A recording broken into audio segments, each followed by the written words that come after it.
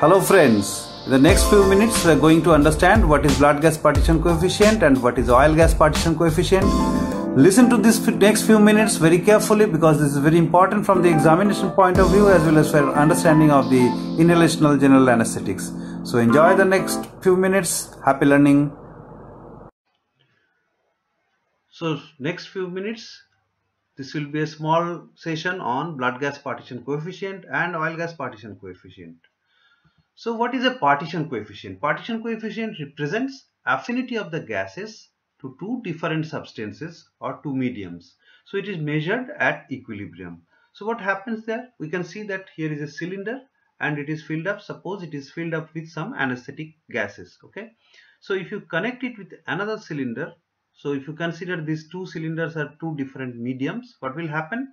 From one medium, it will reach the other medium till there is some gradient. Okay, so in this way the gas will move from one medium to another medium till there is an equilibrium. So what equilibrium? So the partial pressure will be equilibrated, the partial pressure will be equal, but the concentration will be different.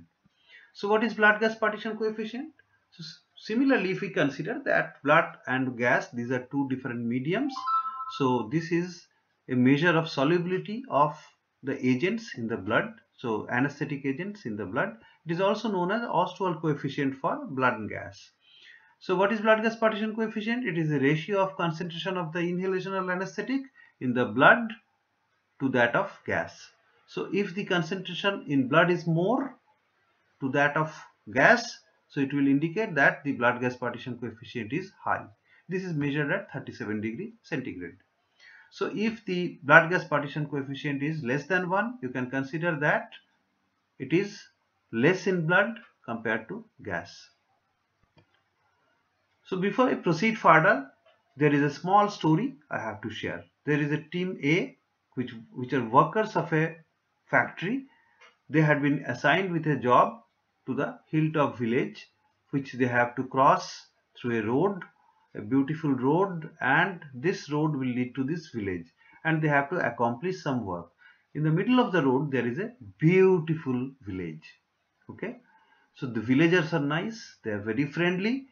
So the team A, they had been assigned a job to be done at the hilltop village, some construction work. So a group of workers, they had started in the morning from a starting point, and while crossing this beautiful village, many of the members of the team, they thought we should stay in the village for some time, have some tea or coffee and snacks, enjoy some social relationship with the villagers, and then we'll go. Only few people, they have reached the hilltop village fast. Okay, so the work was not done, and when the other people who were resting in this middle village, so they had reached the hilltop village in the evening, so they had to stay overnight and the work is not finished, so they will have to return late.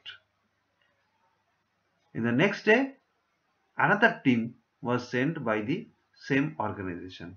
So this team, they have to go again through the same route and the beautiful village will be there. But interestingly, the member of the team B, they are not willing to sit longer time in the village. So most of them just cross that village and reach the hilltop. So they have completed their work fast, and by the afternoon they have finished their work. They started returning home, and in the evening they were in the home taking their tea or coffee with the family members. So who is finishing the work faster, team A or team B? Obviously it is team B. Why they are finishing? Because they have reached faster in the hilltop. Now I am taking it in a different way.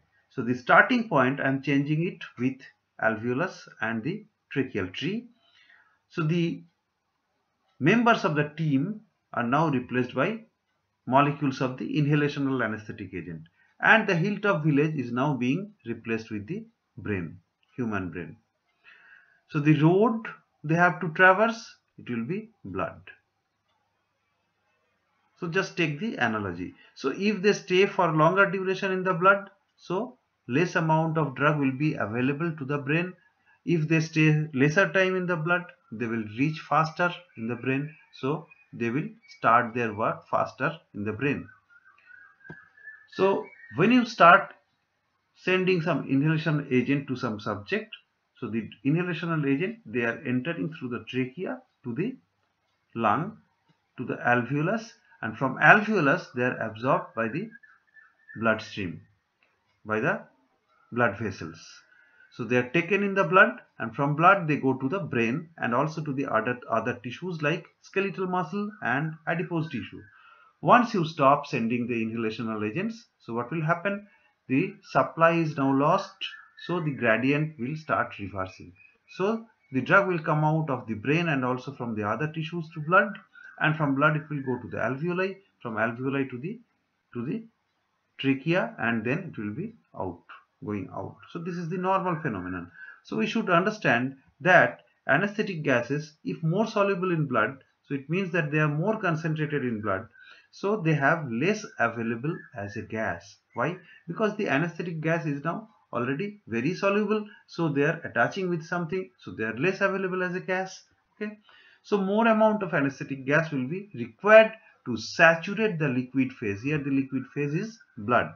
Okay, so only then the partial pressure of the gas in blood will increase. So more gas you have to send to saturate, then the partial pressure inside the blood will increase, and finally it will start moving to the brain slowly.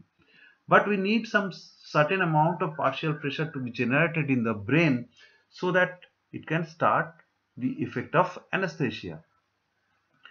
So what is the effect of solubility on onset of anesthesia?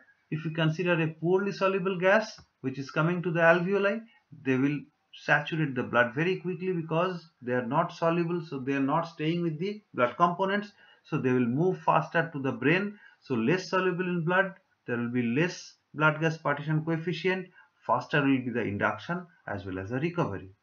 But the reverse thing occurs if the agent is highly soluble in blood. So if they are more soluble in blood, so they will, like that villagers of the first team, so they will stay longer duration in this blood, which happened in the case of villagers of team A, in the team A members who stayed in the village instead of reaching the hilltop fast. So here this agent is staying in the blood for a longer time, so the partial pressure generated in the brain, it will take longer time. So highly soluble agents in blood, so they will be having a high blood gas partition coefficient, so the induction and recovery will be slower. So taking some example, you can take example of nitrous oxide, which is having a high MAC value, which means a very low potency agent, but it has a blood gas partition coefficient 0.47. Remember, there is no relationship between MAC and blood gas partition coefficient. So halothane, on the other hand, it has a very low MAC, high potent agent. So amount of halothane required to produce anesthesia may be less, but it has a high blood gas partition coefficient compared to nitrous oxide, desflurane or sevoflurane or isoflurane. So this will take longer time to reach brain. Then what does it does it signify? It signifies that halothane will take longer time to induce anesthesia and recovery will also be slower. Xenon is the fastest acting anesthetic agent, but remember, xenon is not available commercially or for routine clinical use till today of 2020. So among the commercially available agents, desflurane is the fastest acting agent with a blood gas partition coefficient of 0.45.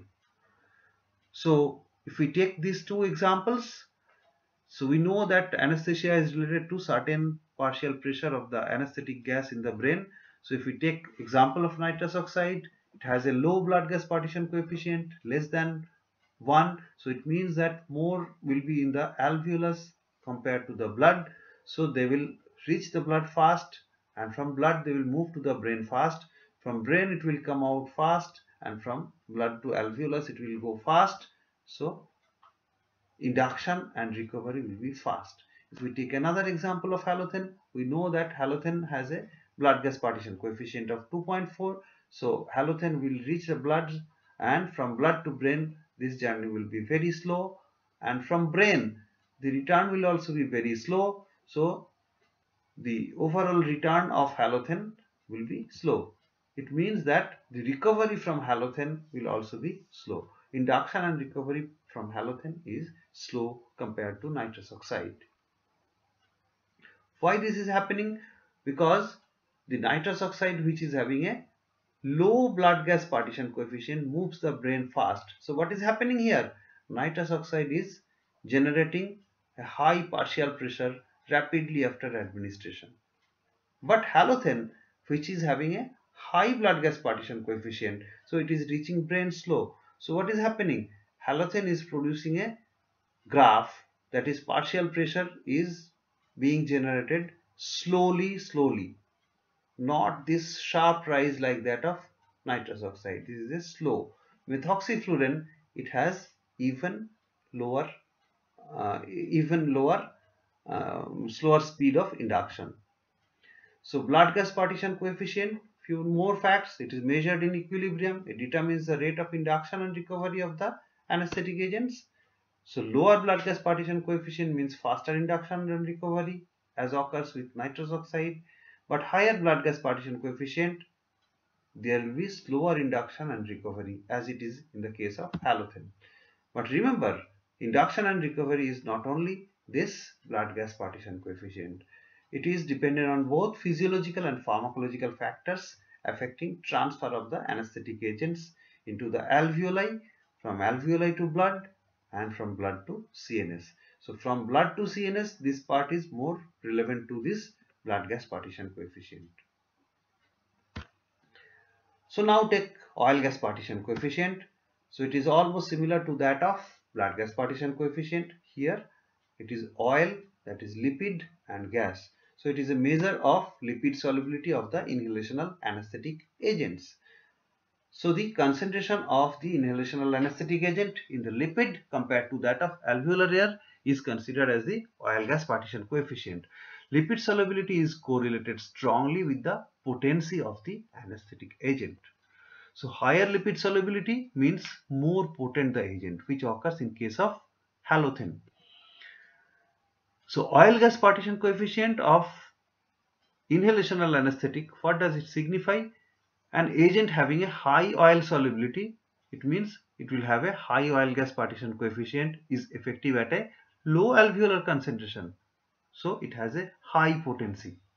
A very potent anesthetic has a low MAC value but has a high oil gas partition coefficient. Low MAC value means lower dose is required. Okay. Low potency agent like nitrous oxide has a high MAC value. High MAC value means more dose is required because they have a low oil gas partition coefficient. So take this example in the graph. So x-axis is denoting the oil gas partition coefficient and y-axis is the minimal alveolar concentration. We are taking the example of halogen. So what is happening here? Halogen has a high oil gas partition coefficient, because you can see that in this graph in the x-axis it is quite in the right hand side. So it means that it has a higher oil gas partition coefficient, but it has a low MAC because in the MAC axis it is lying in a lower point. So we can, on the other hand, we can say that oil gas partition coefficient is inversely proportional to MAC. So take some example again. Nitrous oxide has a high MAC value, but the oil gas partition coefficient is low. Halogen has a low MAC value, but oil gas partition coefficient is high. So the agents which are more soluble in oil, they will be required in a smaller quantity. So in the summary, you can say that blood gas partition coefficient is a measure of solubility of the agent in the blood. So lower value leads to low solubility of the agent in the blood. So it will lead to faster induction as well as recovery. Xenon is the fastest acting agent but not available for clinical use. Among the commercially available agents, desflurane is the fastest acting agent. If we consider oil gas partition coefficient, it denotes solubility of the agent in the oil. So higher value means it is more lipid soluble, so more potent. So less amount will be required because it has a low MAC. So it is inversely proportional to that of MAC. So halogen has a high oil gas partition coefficient but a low MAC. So less amount of halogen will be required to produce anesthesia. So if you have question, you can ask me by sending me email to sandeep.mukh.bmc@gmail.com. Thank you. Happy learning.